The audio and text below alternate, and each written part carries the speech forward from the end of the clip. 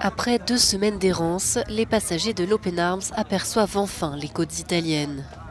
Le navire de l'ONG espagnole Proactiva est arrivé près de l'île de Lampedusa, et ce malgré l'opposition du ministre de l'Intérieur italien Matteo Salvini. Le leader de la Ligue a dernièrement subi un important revers. Le tribunal administratif de la région de Lazio a suspendu son décret qui interdit toute entrée de navires humanitaires dans les eaux territoriales italiennes.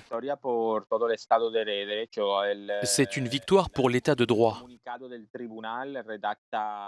Le communiqué du tribunal affirme clairement que les décisions prises par Matteo Salvini et signées par 2 de ses ministres sont un abus de pouvoir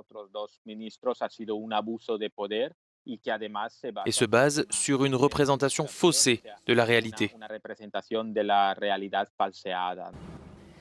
L'Open Arms transporte 147 personnes secourues en mer début août ainsi que 19 membres d'équipage. Selon ces derniers, les risques de violents de plus en plus forts entre les rescapés, épuisés et stressés par la promiscuité et l'incertitude.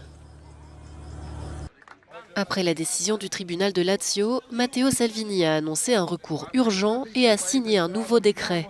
Selon lui, le comportement de l'Open Arms démontre son objectif politique de porter les migrants en Italie.